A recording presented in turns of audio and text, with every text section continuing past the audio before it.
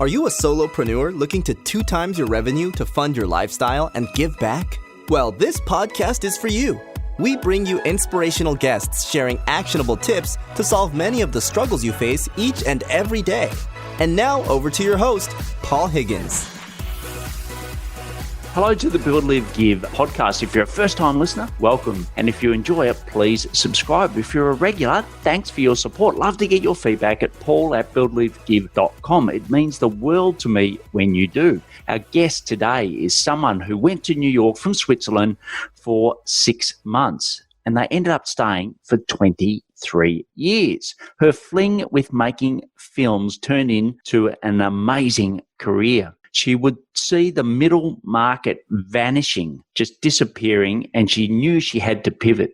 So she pivoted into helping small business owners tell their story with ease. So why listen? The keys to doing video well. Why your iPhone or your phone is your best friend, and a live critique, which is giving you timeless tips. They talk about their video challenge and how to become part of it. So over now to Nina Froriep from Clockwise Productions. Welcome, Nina Froriep, to the Build, Live, Give podcast. Nina, it is such a joy and pleasure having you on today. Thank you so much for having me. I'm very excited to be here. Yeah, well, look, you've been such a wonderful part of our BLG collective community, and you've been really helping me step up to videos. So we're going to talk a lot more about that today. But why don't you tell me something that your family or friends would know about you that we may not? I would say probably the most fun thing that people don't know about is that I am a citizen pruner, which means I'm allowed to prune and take care of and advocate for the trees in New York City. Excellent. And does that include that famous big park of yours? No, actually, I am. Central Park is off limits to me. And what they don't trust me yet with that. And what qualifications do you have to be a citizen pruner? It's a class that you take. I thankfully didn't know how rigorous it was. I think I wouldn't have done it if I had, because there was like a pretty massive test at the end. There was like 6 classes, 6 evenings, and an outing where we actually physically got to saw some limbs off of trees, that was the fun part. And then there was a pretty rigorous test, which freaked me out because I had to learn the 30 most prevalent trees, how to identify them in New York City. So I looked like a crazy woman for a couple of weeks, like walking up to all the trees and grabbing the bark and pulling down leaves and, pulling out a little app or a book to identify them. Amazing. And how many how many citizen pruners are there in New York? That's an excellent question. I don't have a hard number, but I'm thinking somewhere in the thousand, like single-digit thousands. Amazing. And have you been able to continue it through COVID? Yes and no. I've gone out on a couple of trees where it was just super, super necessary because the branches were actually hitting people in the head. Mm. But I've also, in the beginning when all of this started, we all really did stay home. And then by the time everybody felt a little bit more relaxed, including me, the trees, especially the oak trees in my neighborhood, they had started blooming. And I did remember enough from my test to know that I wasn't allowed to touch my oak trees once they started budding. So I'm going to have to wait until next winter. Yeah. And look, my heart goes out to all of you that are in New York. Just take us there at the moment. What's the feeling like at the moment in this, amazing city? Yeah, well, thank you, first of all. We've somehow managed to be the eye of the storm. I think there's been a pretty big shift in the last couple of weeks. But the first, I would say, 10 weeks of us being, asked to stay home, it was really eerie. At night, I could sleep with my window wide open. I did not hear anything but the occasional ambulance. And normally in New York, you sleep with your windows open. There's just a sound carpet, everything, music, people screaming, noise, car alarms, garbage trucks, and there was just nothing. And that was really disconcerting, actually. As much as I complain about the noise sometimes, it did feel like the world left me and kind of forgot to give me the memo that I was supposed to leave as well. And now in the last couple of weeks, we finally have some nice weather. It was very cold for very long, unusually so. And now it feels like it's nearly back to normal. People are going stir crazy. New York apartments are not made for people to stay home. And I think a lot of people have been cooped up in tiny living situations, not a lot of daylight. So now that the weather is nice and it's getting warm, the streets and the parks are just flooded with people. Yeah, well, For better and for, not the best case scenario. yes. But most people are good about wearing at least, a face mask. So at least that. Yeah, other than the guy that's got the biggest comb over in the world. But Yes, of course. Yeah, we're not going there. we're not going there at all. And look, Yeah. I know you've had an amazing career as a mainly a video producer, and then now you're helping other people with this. But just take us a little bit through your career and how you transitioned to running your own business. So the transition to running my own business actually happened very early on. My business is going to have its 23rd birthday on June 1st. I started out, wanting to be a journalist, and went to university in Zurich. I am from Switzerland originally. And then the idea was floated that I should do like a half year abroad to broaden my horizons. And so I came to New York, and the school I went to, the new school, offered film classes. And I thought like, well, I'm here for half a year. I'm going to go back to Switzerland. I'm going to get married. I'm going to have children. Let me do something crazy. So instead of doing what I was supposed to do, which is study journalism and media, I signed up for film classes. And it's 31 years later, and I'm still in New York, and I'm still in film. It just was, I guess it was love at first sight. I just absolutely adored everything that came with the package of being a filmmaker or creating films and communicating visually.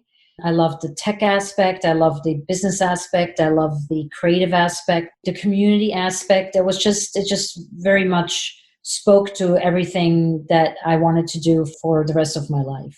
Excellent. And, to take us to some of the films that were memorable for you that you've put out in the world.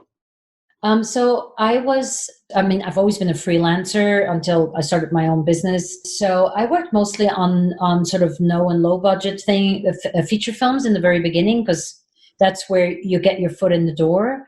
And, back then the no names were people like James Sharmus or Ted Hope, who now are big players, worked on the first film of Ang Lee.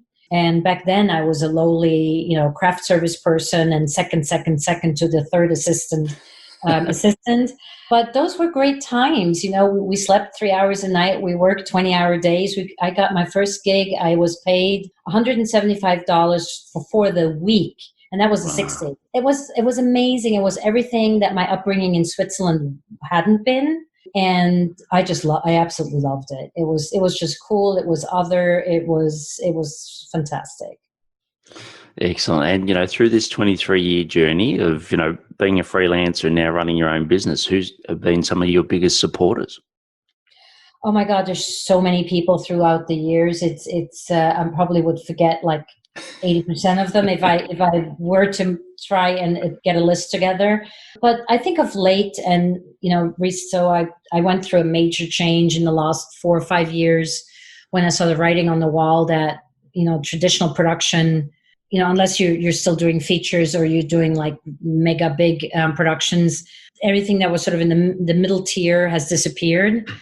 So I refashioned myself from being a filmmaker and a producer and a director to being a video marketer. And that transition, I think my biggest champion has been Tanya Alvarez.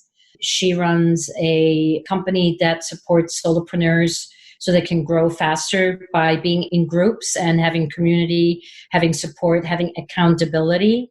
I mean, she knows probably better than anybody else how the last 4 years until the last year, the year to 4 years prior to that, it was just banging my head against the wall and trying to figure out what would stick, and nothing did stick. And it was not an easy time and not a very pretty time. But I was just so determined to not be the old geezer in the corner who missed the train of the digital revolution. So I just kept trying because, if anything, I'm tenacious. So I would say Tanya is definitely probably one of my biggest champions I've ever had. because she just kept at me. Yeah, She's well, not open to keep going. well, fortunately through Tanya, that's how we met. And I know that she's recently had a first child, a little boy. I don't think it's appropriate to mention his name. I won't. But yeah, so if you're listening, Tanya, I hope everything's going well. So the next section's the build section, and we've sort of set it up nicely. Tell us, what does video marketing mean? So when someone comes to you and says, Nina, how can you help me with video? How do you answer that? So that's a very good question. So I normally tell them what I don't do, because a lot of people, and now people are starting to be more and more educated about video marketing, but still, like, the first sort of series of questions I get are around, what camera should I buy? What equipment should I use? People have fantastic ideas of these really complicated talk show setups, and they show me examples of vlogs or video series that they like, where I'm like, yeah, sure, I can do this for you. I mean, I have the skill set, but do you have the budget for it? So I tell people, I will teach you how to shoot yourself with your own smartphone. I will teach you how to continuously keep it up so it is effective for you. If you're looking for the big bells and whistles and super complicated, and you want the tracking shot and you want to prance through the room and then, lounge yourself on your sofa and have the camera swirl around you, I'm not your gal. So for me, what's really important, I want my clients, and I want the people I work with to be successful with video marketing. And in order to be successful and see an actual return on your investment, it doesn't have to be complicated, and it shouldn't be complicated. Yeah, look, I think that's so true. And I think with COVID, you've seen a lot of people, big stars, TV personalities, etc., more in a home environment, more shooting from their phone. And, Yep. I just wonder, do you think that is going to hopefully encourage more people to do video? I would say overall, yes. If even, when you have the stars shooting from home, it might also have an intimidating factor. But I think what is much more helpful is that we're all on Zoom calls now all day long. Yes. And all of a sudden we're paying, if you have an occasional Zoom call, you just jump on, or you might put on a fresh top and then jump on. But now that we're in Zoom all day long, I think people much more now are paying attention. What is my background? Why is my face dark? Why cannot people not see me? And then maybe it dawns on them at some point that having a window right behind you is not a good idea. Or they are lucky enough to meet me and I will tell them that that's not a good idea. And so I think that there is a facility and a familiarity that now starts to happen with video that people might not have had it not been for us all being forced to communicate with one another, mostly via video conferencing. Yeah, look, I think it's a good point. And I know personally for me, Zoom is my home, right? That's where, all my clients are virtual. I'm in Australia, most are in the US, and Zoom is just it's a core part of what I do all the time. But when I looked at that iPhone, right, to shoot a video for your challenge, which we'll talk more about, it just wasn't the same. I was a different person. So what are some tips to help people, take what they do on Zoom, but be more comfortable when they're shooting to camera? Excellent question. So I can think of several things. So first of all, and I think the most important advice will be to just do it. The first couple of videos I shot when I realized that even as a filmmaker, I needed to learn how to do video marketing and how to shoot myself and not hire a 50-person crew. Those videos were awful. I was stiff. I was uncomfortable. I'd never been in front of the camera. But with every video, I got better and more relaxed. And even in the video challenges that I do, I see how day one, there's a couple of people that are like deer, caught in the headlight. Yes. And by video number 15, they're all relaxed and chitty chatty. So, sorry, just quickly, which one was I? You were comfortable from the beginning, I felt, but you definitely have relaxed too. I think everybody relaxes. I mean, yeah. I relax more. For me, I participate. For now, I'm still participating in the challenges myself. And just how many M's and filler words I have been able to drop by doing this now for nearly 3 months daily is amazing. So you just get better by doing. And if you're super, super intimidated, and I know how it is, you hit that record button and somehow the universe just takes a shift and it's just different. Do some Zoom interviews with some friends where you record it, and you can use that as a video to use for your social media feed. So there's ways around it in the beginning, but I would say just go straight in and just practice is the best way to go about it. Yeah, so with the interview with friends, just take us through that. Are they asking you questions, you're answering it? Like, what's the best way to do that?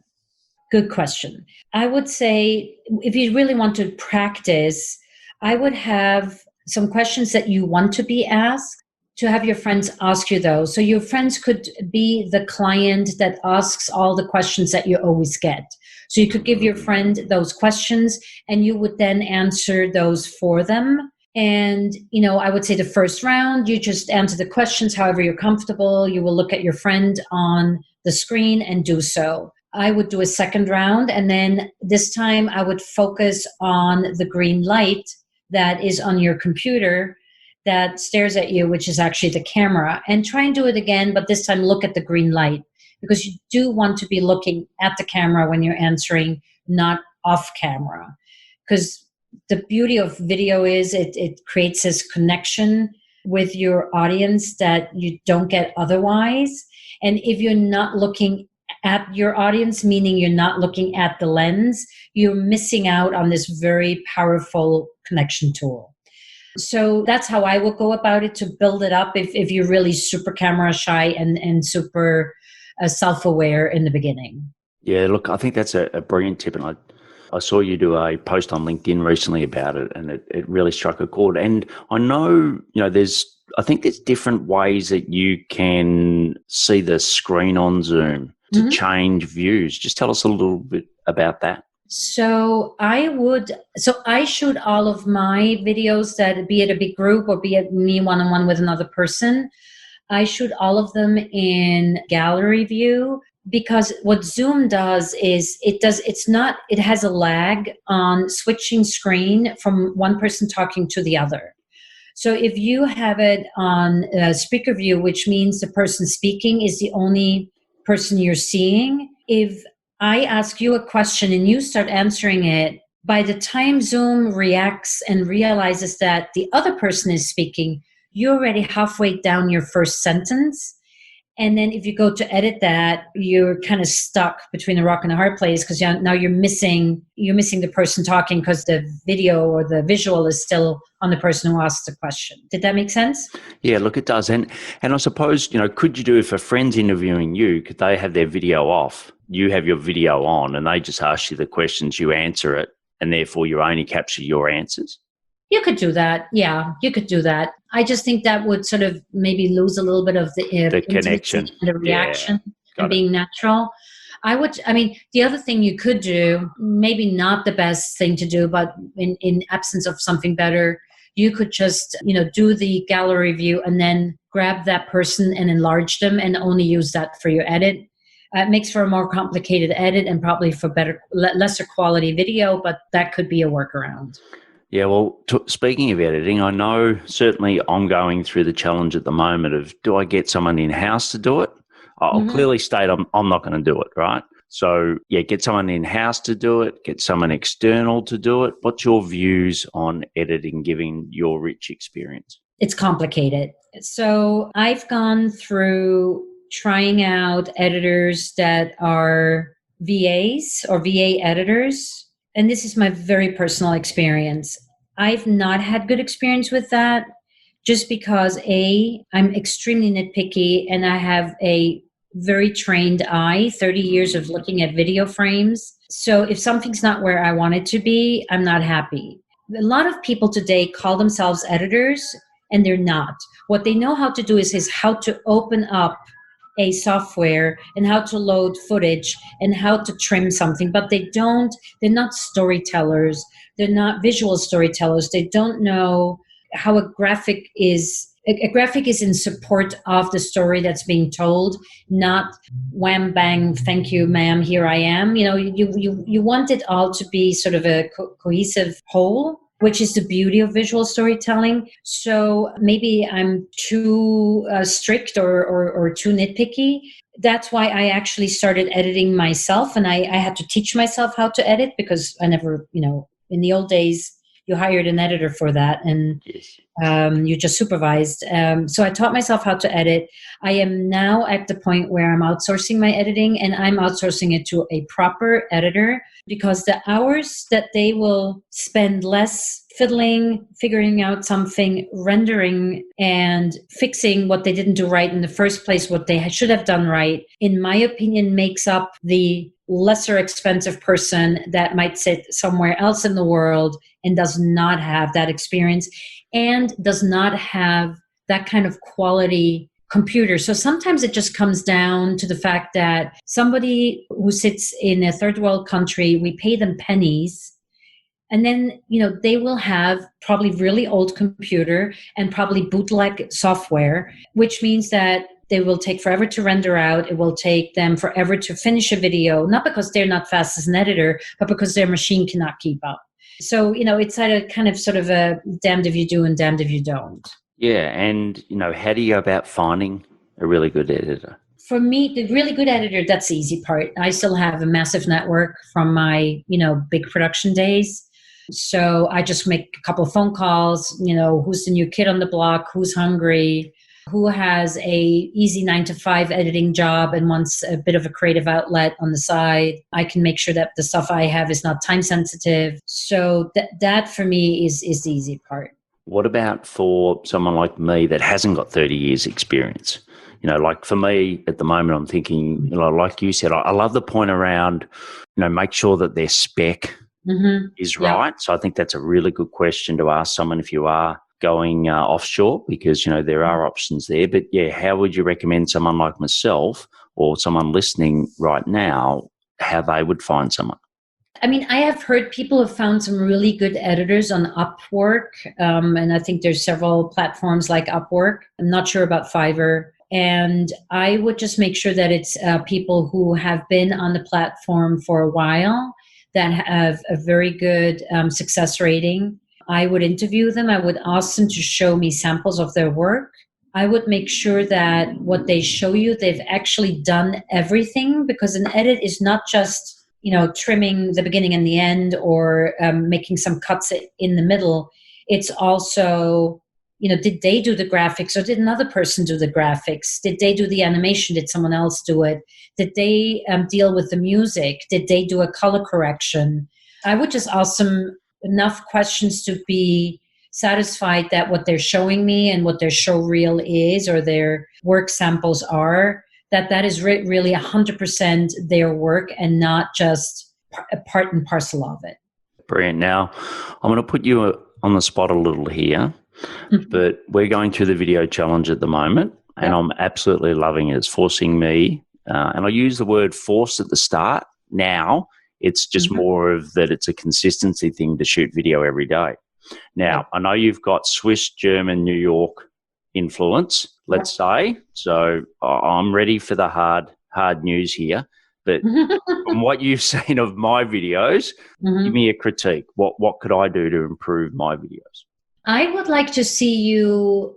So I've experienced you on the phone or on a Zoom call, let's say, completely relaxed and yourself and very charming and very likable and with a great sense of humor. I would love for that to come out more in your videos. Your videos are nearly a little too perfect, if that makes sense.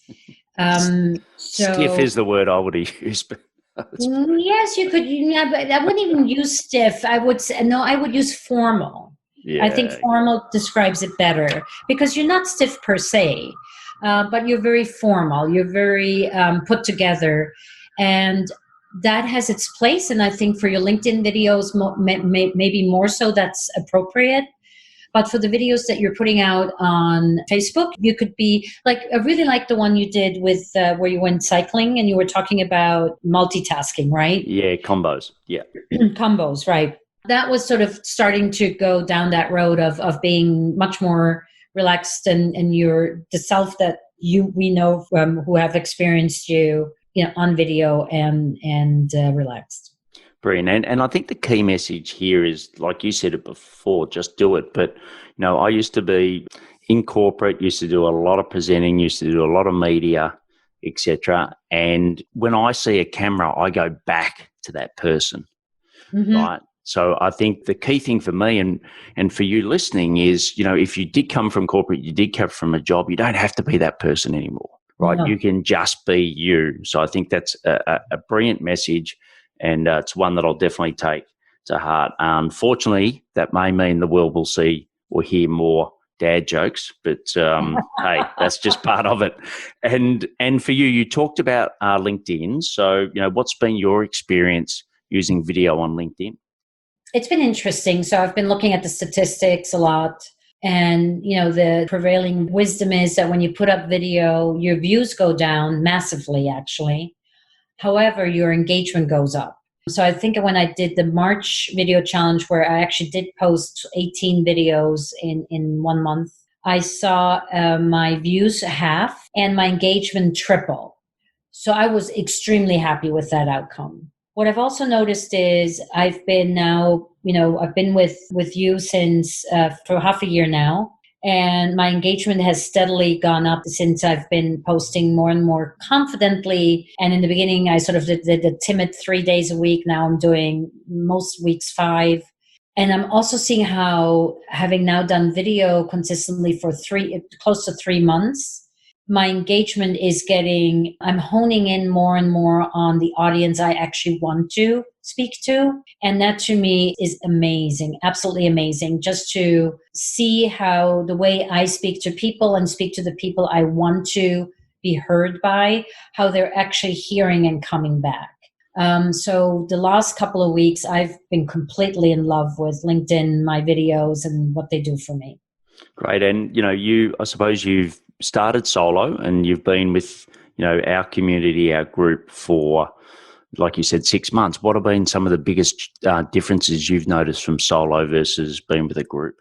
Oh, I mean, all the difference. I mean, solo, first of all, I mean, and that's what I do with my video, with my clients too. It's like you have to be held accountable. It is so, and you need that support because it's so easy to slip.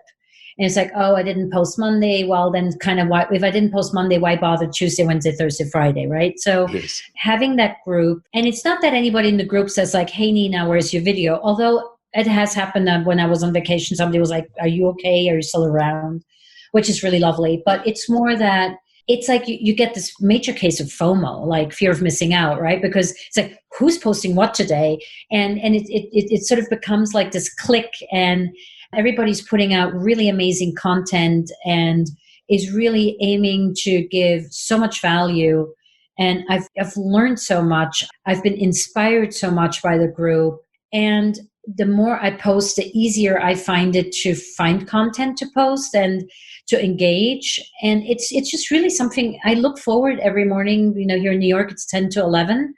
And, at 9:45, I'm in the kitchen. I make my triple espresso concoction. And then I'm sitting at my desk with anticipation, A, to see what everybody else is writing, and B, to see how they're reacting to what I created for them. And to me, that's it's a really nice part of my daily routine. Yeah, and just for everyone, the group, it's not a group on LinkedIn, but it's a group that we run. We just happen to run on Slack, and we just all support ourselves. And before we go into the live section, let me give you the opportunity to learn a little bit more about it. So it is called the Authority Machine. And, it just really helps you find and convert your ideal clients. So you can go to blgclick.com, and I've got I think it's a 27-minute free masterclass. You can watch it at any time. You can watch it as many times as you like. And there's really 3 key steps we talk about. So 1 is the formula to get 10 times your current views. Step 2 is the 7 killer elements to get 50 likes and 20 comments on every post. And in the masterclass, I talk about why that's so important. And then step 3 is the scripts to get 80% response rates to your LinkedIn messages, because there's nothing worse than doing a good post, no one seeing it, and then reaching out to people, and you get that door slam. So go to blgclick.com and watch the free pre-recorded masterclass there. And look, many of the activities mentioned in it can be done by a virtual assistant. So if you don't have one, we can help out there as well. So just go to buildlivegive.com/VA. So the next section is a live, as I said, Nina. So what are some daily habits that help you be successful other than pruning trees? Pruning trees. Well, so I would definitely say the daily habit of posting a post and a companion video, or the other way around, on LinkedIn, that has definitely attributed directly to the current successes that I'm seeing with my company. What else? Are we talking business here, or are we talking in general? No, Yeah. we're talking your life. So it might be the triple espresso that you have, which I know a lot of people, Linda, my wife, has a double. I haven't heard too many people have had a triple. Well, I drink espresso with my milk, so I use an awful lot of milk, and then I need a triple espresso to make it kind of work. So, right. I think the other thing that really has accelerated the business and is a great habit is to, I have a partner in my business since about 2 years, and that's made all the difference for me. And so having a partner, having regular check-in calls, and having a sounding board has definitely made a huge difference for me. I've always been a solopreneur, and just having that feedback has been invaluable, absolutely invaluable for me. Right. I have a dashboard that I use where I write down every day how many hours I spend on, let's say, marketing versus sales versus system versus retention, which is a platform that comes through Owners Up, which is Tanya Alvarez's company. And it's very precise goal setting, staying focused on which goals are important for the month, which goals you want to achieve for the week, and keep that in front of your nose, basically. So every day I don't run off doing stuff that might be fun but doesn't move me forward. Brilliant. Well, look, the next section is the give section. So what's a community or a charity that you're passionate about, and why? I have several. So I think, as we have talked about the fact that I'm a citizen pruner, I do support, and I obviously support by giving my time, Trees New York, treesny.org. And this is a totally volunteer organization that takes on what the city of New York just doesn't have the budget to do anymore, which is taking care of the trees that we have in New York. They're incredibly vital for our air, for our quality of living, and so many other factors, which I could go on forever, but I know that's not what this podcast is about. No. So I'm very passionate about that. And then there's another foundation that I've been involved with for decades called the Making Headway Foundation. And their mission is to provide care and comfort for children with brain and spinal cord tumors. And they also fund medical research so these children can get better treatments. And this is a family foundation. And I met the family actually hiking in Switzerland over 20 years ago. And the parents are of Swiss origin but live in New York. And their daughter, Audrey, is one of my best friends. And I do a lot of fundraising and helping out and spreading the word for them. Oh, brilliant. Well, the last section is the action section, where I'll ask you some questions and get some rapid fire responses. So the first is, what are your top 3 personal effectiveness tips? My top business tips, I would say be focused and keep it simple. And then I think just always being connected to your why. Excellent. And what's some tech which is essential to running your business? So, Zoom, I think without Zoom, I think everybody would mention Zoom these days, but for me, Zoom, even before COVID-19 hit us all, was super important. My iPhone, it's my camera, it's my everything, but it's also my camera and my editing tool. And then I would say Adobe Premiere, or just a whole Adobe suite, actually, Photoshop, Premiere, Media Encoder. I wouldn't know what to do without that. Brilliant. And what's your best source of new ideas? I read a lot, so I love reading Wired Magazine. New York Times is never-ending resource for great content. I am discovering podcasts as we speak. I used to love listening to The Fizzle Show, and still do occasionally. I've also just discovered the Tim Ferriss show where he interviews people for like an hour and a half, which is, if you do have time for it, it's just so wonderful to really get to know and really do a deep dive with people. I find that extremely inspiring to sort of have that leisure to explore a brilliant person's brain. I find that absolutely amazing. And then there's Rev Thinking, which is also a show I just discovered that I really enjoy as well. And that's more about sort of the entertainment, advertising, media world. It's very New York centric. Brilliant. Well, look, the last question's the big one. I always leave it to the end for that reason. But what impact do you want to leave on the world? It's such a difficult question, and it's also a very easy question. So I think sort of just off the top of my head, I would say I want to be able to impact small business owners to tell their story and be heard so they can make the impact they want to make without it being difficult. So I want to help them tell their stories with video, obviously. In my case, without making it harder and make it as accessible as humanly possible. If I can do that for a couple of dozen or 100 small business owners and solopreneurs and mission-driven entrepreneurs, that would make me extremely happy. So yeah, I think, and helping people to be heard, that's sort of the bigger picture answer. Yeah, brilliant. Well, look, it's been fantastic having you on. You've given some brilliant tips around video. I know personally for me, being part of your video challenge has really stepped up my game, and you've given some great tips. There's the weekly call where we all share experiences, and your guidance has been brilliant. And, a lot of that's shone through in the podcast today. So if you want to learn more about Nina and you want to learn more about the video challenge, I think there's one in July. Is that right, Nina?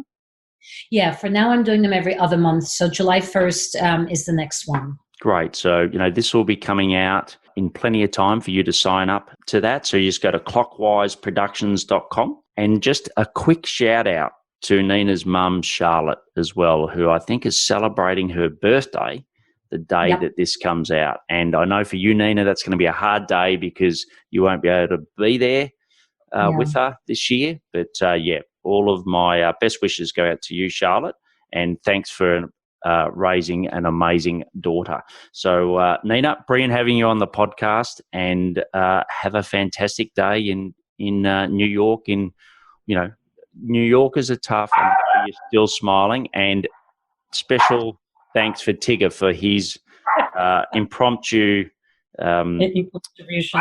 comments through the podcast as well. Thank you for having me. This has been a blast, and when you love doing something, then you love talking about it. So thank you for indulging me. Excellent. Thanks, Nina. Bye. I really loved that interview with Nina and the little cameo from Tigger, her lively dog in New York City. There's always noises in New York City, so my editors did the best, so thanks for that. But there's a little bit more lively noise in the show. You can get all the show notes at buildlivegive.com, but I'd love to know, what is your biggest takeaway from Nina? Please share it with her through LinkedIn. She would love that. If you believe someone would get the benefit from listening to the show, please share it as well.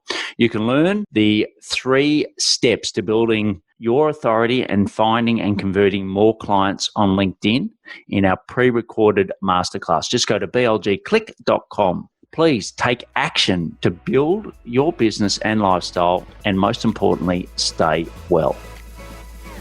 Thank you for listening to the Build, Live, Give podcast. If you like what you heard, please subscribe and leave us a review. It would mean the world to us.